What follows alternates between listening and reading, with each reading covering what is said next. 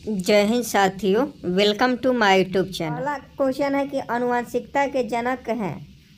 आनुवंशिकता के जनक हैं, देखिए ऑप्शन है ग्रेगर मेंडल बता रहे हैं, तो आपका बिल्कुल राइट आंसर है।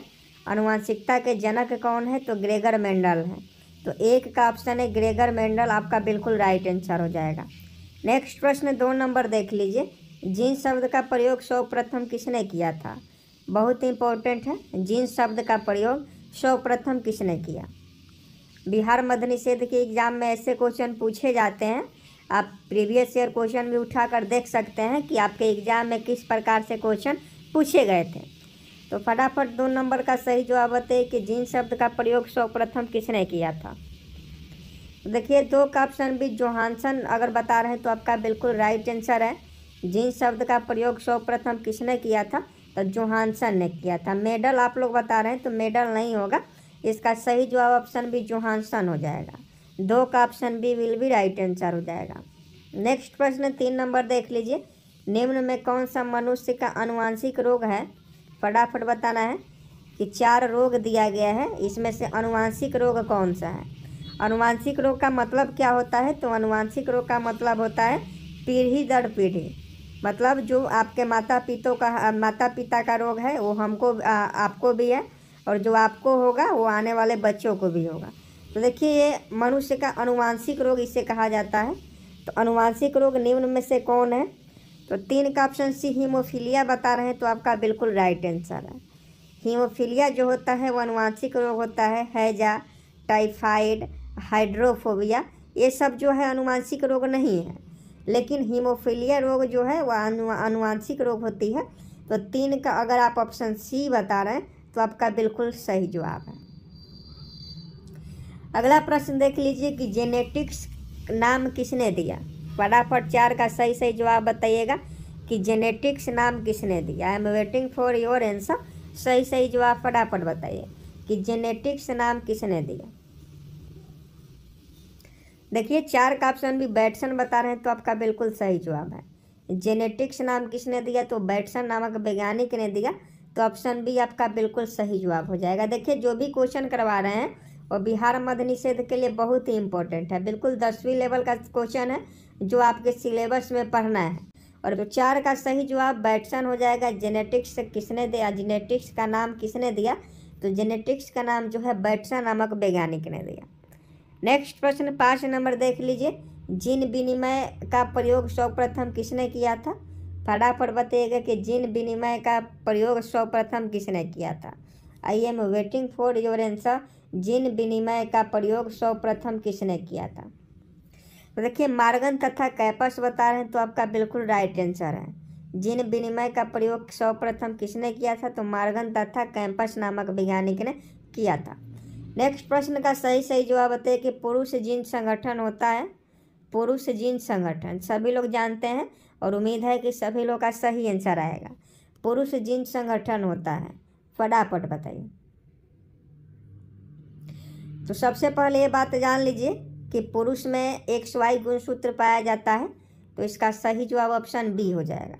पुरुष जीन संगठन होता है तो यह ऑप्शन बी हो जाएगा। XY पुरुषों में गुणसूत्र होता है और XX जो है महिलाओं में गुणसूत्र पाया जाता है। तो 6 का पुरुषों का पूछ रहा है तो ऑप्शन बी XY बिल्कुल सही जवाब हो जाएगा।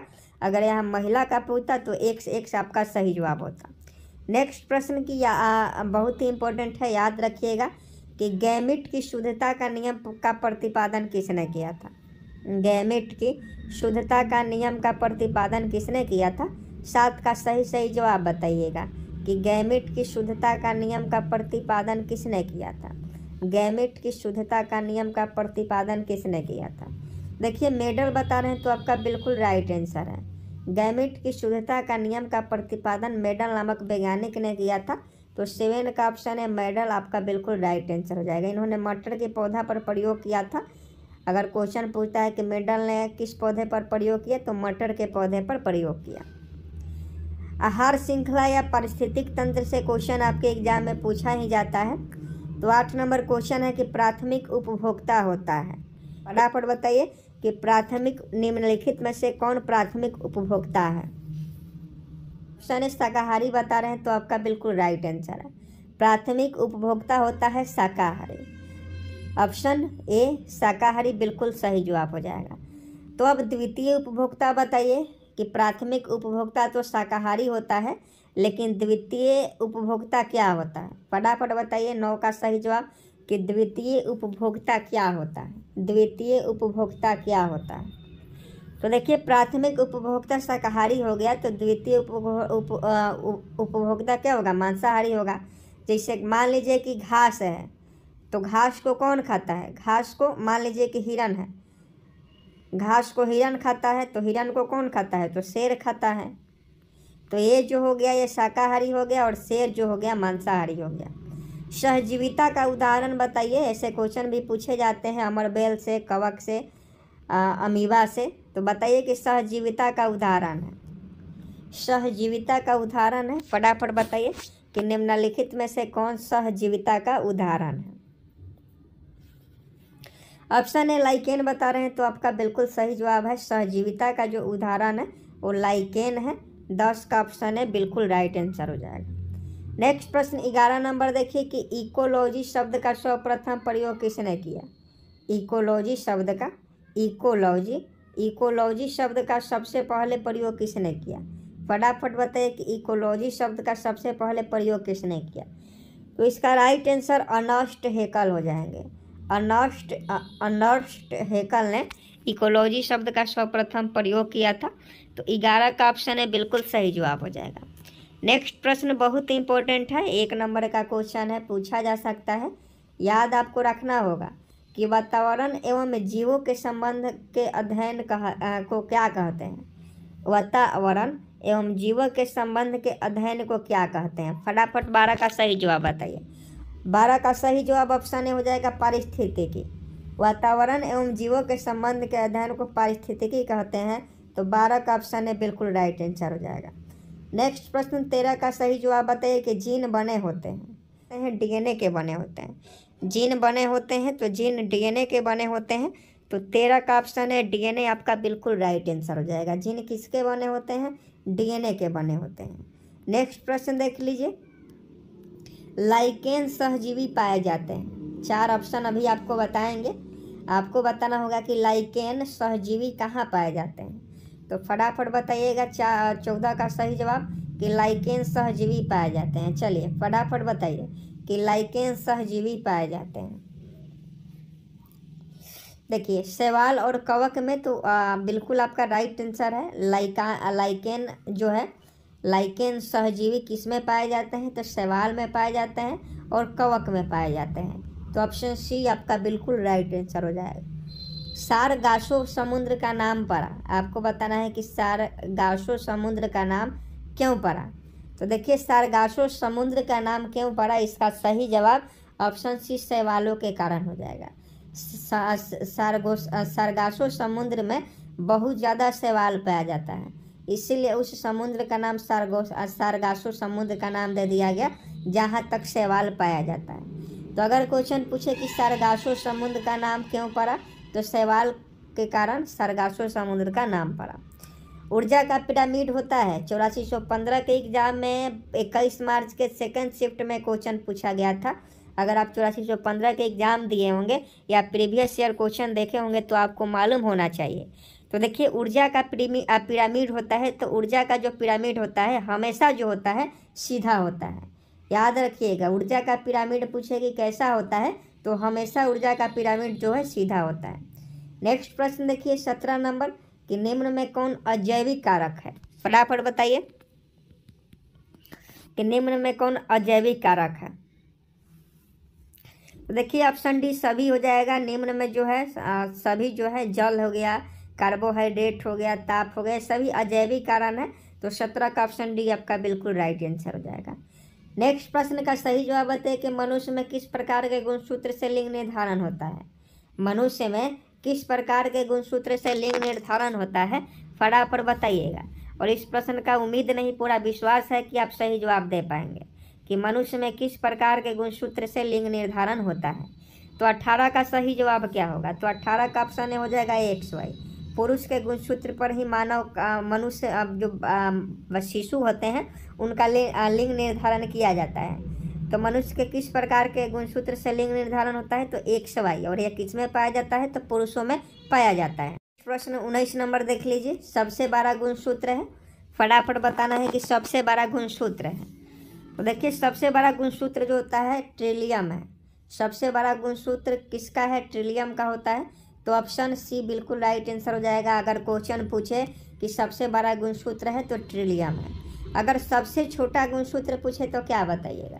सबसे बड़ा तो ट्रिलियम है, लेकिन सबसे छोटा पूछे तो वह शैवाल है। सबसे छोटा गुणसूत्र शैवाल है और सबसे बड़ा ट्रिलियम है। नेक्स्ट प्रश्न का सही जवाब बताइए कि जिन शब्द का पता जोहानसन ने कब लगाया? I am waiting for your answer. जिन शब्द का पता जोहानसन ने कब लगाया? फटाफट सही जवाब बताइए। 21 का राइट आंसर क्या होगा? तो 21 का अगर आप ऑप्शन ए 1909 बता रहे हैं तो आपका बिल्कुल राइट आंसर है। जिन शब्द का पता जोहानसन ने 1909 ईस्वी में लगाया। तो 21 का ऑप्शन है बिल्कुल राइट आंसर है। नेक्स्ट प्रश्न का सही जवाब बताइए कि डीएनए की क्रियात्मक इकाई है। आई am waiting for your answer. DNA की क्रियात्मक इकाई क्या है? फटाफट बताइए कि डीएनए की क्रियात्मक इकाई क्या है? तो देखिए 22 का ऑप्शन है जीन हो जाएगा। डीएनए की क्रियात्मक इकाई क्या है? तो जीन है। डीएनए की क्रियात्मक इकाई क्या है? तो ये जीन है। तो 22 का ऑप्शन है बिल्कुल राइट आंसर हो जाएगा। नेक्स्ट प्रश्न देखिए 23 नंबर की गुणसूत्रों में पाए जाने वाला अनुवांशिक पदार्थों को क्या कहते हैं? गुणसूत्रों में पाए जाने वाला अनुवांशिक पदार्थों को क्या कहते हैं? फटाफट बताइएगा कि गुणसूत्रों में पाए जाने वाला अनुवांशिक पदार्थों को क्या कहते हैं? फटाफट बताइए। ऑप्शन डी जीनोम बता रहे हैं तो आपका बिल्कुल राइट आंसर है। ऑप्शन डी इस प्रश्न का सही जवाब हो जाएगा। गुणसूत्रों में पाए जाने वाले अनुवांशिक पदार्थ को जीनोम के नाम से जाना जाता है। नेक्स्ट प्रश्न का सही जवाब बताइएगा कि संपूर्ण जेनेटिक कोड, याद रखिएगा संपूर्ण जेनेटिक कोड का पता किसने लगाया? I am waiting for your answer. संपूर्ण जेनेटिक कोड का पता किसने लगाया? फटाफट बताइएगा। संपूर्ण जेनेटिक कोड का पता किसने लगाया?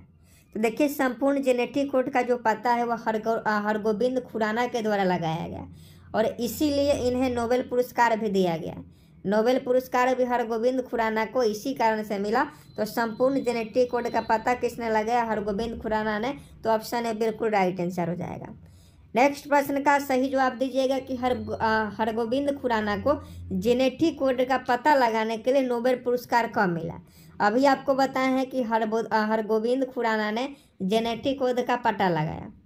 हरगोविंद खुराना ने जेनेटिक कोड का पता लगाया और इन्हें नोबेल पुरस्कार कब मिला था? तो देखिए इन्हें नोबेल पुरस्कार इसी के क्षेत्र में, चिकित्सा के क्षेत्र में 1968 में मिला था।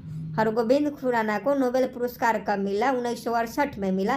किसके कारण मिला? तो जेनेटिक कोड का पता लगाने के कारण इन्हें 1968 में नोबेल पुरस्कार मिला। नेक्स्ट प्रश्न का सही जवाब बताइएगा कि अनुवांशिक रोग रंग वर्णता, अनुवांशिक रोग रंग वर्णता यानी कलर ब्लाइंडनेस में रोगी किस रंग का पहचान नहीं कर पाता है? तो सही जवाब बताइए कि कलर ब्लाइंडनेस में जो रोगी होता है वह किस रंग का जो है पहचान नहीं कर पाता है? तो देखिए कलर ब्लाइंडनेस में लाल और हरा रंग का पहचान नहीं होता पता है। कलर ब्लाइंडनेस जो रोगी होते हैं जिन्हें वर्णरहितता रोग हुआ रहता है वो लाल और हरा रंग में अंतर नहीं कर पाते हैं। तो ऑप्शन सी आपका बिल्कुल राइट आंसर हो जाएगा। नेक्स्ट प्रश्न कतई जहर है कि लाइकेन सूचक होता है? फटाफट बताइएगा। कतई जहर प्रश्न है, लाइकेन सूचक होता है। लाइकेन सूचक होता है तो इसका सही जवाब वायु प्रदूषण का हो जाएगा। लाइकेन किसका सूचक होता है? तो वायु प्रदूषण का होता है। तो 27 का ऑप्शन है वायु प्रदूषण आपका बिल्कुल राइट आंसर हो जाएगा। नेक्स्ट प्रश्न का जवाब दीजिए कि जीवों के प्राकृतिक चयन का सिद्धांत को प्रतिपादित किसने किया था? जीवों के प्राकृतिक चयन का सिद्धांत को प्रतिपादित किसने किया था?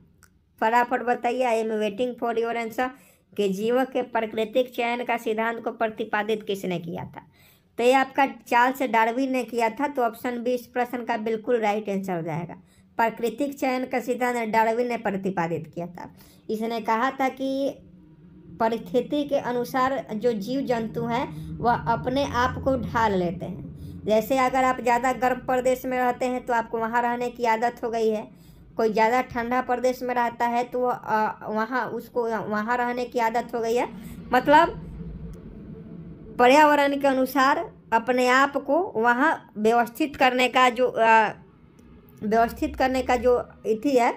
मतलब कोई भी मनुष्य, मान लीजिए कि अगर आप बिहार से हैं और चले गए शिमला, तो वहाँ तो ठंडा लगेगा ही ना जी। तो वहाँ 2-3 महीना रहिएगा तो आपको रहने का आदत हो जाएगा, मतलब ढालने का, पर्यावरण के अनुकूल आप वहाँ हो जाइएगा। नेक्स्ट प्रश्न 29 नंबर बताइए कि मानव में गुणसूत्रों की कुल संख्या होती है। मानव में गुणसूत्रों की कुल संख्या कितनी होती है? तो मनुष्य में गुणसूत्रों की कुल संख्या 46 होती है, कुत्तों में 78 होती है। मनुष्य में पूछे 46, कुत्ता में पूछे 78। नेक्स्ट प्रश्न देखिए, डीएनए का डबल हेलिक्स मॉडल किसने दिया? इसे द्विकुंडलित संरचना भी कहते हैं। द्विकुंडलित संरचना भी कहा जाता है कि डीएनए का डबल हेलिक्स मॉडल या द्विकुंडलित संरचना किसने दिया? तो यह वाटसन एवं क्रिक नामक वैज्ञानिक ने डीएनए का डबल हेलिक्स मॉडल प्रदान किया था।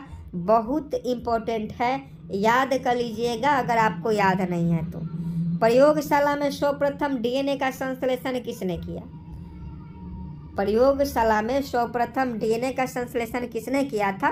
तो खुराना ने किया था, हरगोविंद खुराना ने प्रयोगशाला में सबसे पहले डीएनए का संश्लेषण किया था। जीन कहाँ अवस्थित होते हैं? फटाफट बताइए कि जीन कहाँ अवस्थित होते हैं? जीन गुणसूत्रों में होते हैं, गुणसूत्र में जीन अवस्थित रहते हैं। नेक्स्ट प्रश्न का सही जवाब बताइए कि विकास का सिद्धांत को किसने प्रतिपादित किया था? विकास के सिद्धांत को, तो प्राकृतिक चयन का सिद्धांत हो या विकास का सिद्धांत हो, ये सभी चार्ल्स डार्विन ने प्रतिपादित किया था। 33 का ऑप्शन डी बिल्कुल राइट आंसर हो जाएगा। नेक्स्ट प्रश्न देखिए कि हृदय का पहला प्रतिस्थापन किसके द्वारा किया गया था? हृदय का पहला प्रतिस्थापन किसके द्वारा किया गया? तो डॉक्टर क्रिश्चियन बर्नार्ड के द्वारा कृत्रिम हृदय का पहला प्रतिस्थापन किया गया था। नेक्स्ट प्रश्न देखिए 35 नंबर की वंशागति के नियमों के अध्ययन को क्या कहते हैं? वंशागति के नियमों के अध्ययन को क्या कहते हैं? तो ये अनुवांशिकी कहते हैं। वंशागति के नियमों के अध्ययन को अनुवांशिकी कहा जाता है। बायोलॉजी में, इंटर में अगर आप बायोलॉजी लिए थे तो आपको डिटेल्स में मालूम होगा। पर्यावरण में अजैव अवयव का उदाहरण है, फटाफट बताइए। तो ऑप्शन सी वायु अगर बता रहे हैं तो आपका इस प्रश्न का बिल्कुल राइट आंसर हो जाएगा। उत्परिवर्तन का सिद्धांत क्या है? चाहे बताइए कि उत्परिवर्तन का सिद्धांत किसने दिया था। क्वेश्चन यही है कि उत्परिवर्तन का सिद्धांत किसने दिया था। तो देखिए उत्परिवर्तन का जो सिद्धांत है वह ह्यूगो डी ब्रीज ने दिया था। उत्परिवर्तन का सिद्धांत किसने दिया था? ह्यूगो डी ब्रीज ने दिया था। आज का लास्ट प्रश्न है और ये होमवर्क का क्वेश्चन है, आप सभी होमवर्क में करके आएंगे कि प्राकृतिक वर्ण सिद्धांत का प्रतिपादन किसने किया। यह होमवर्क का क्वेश्चन है।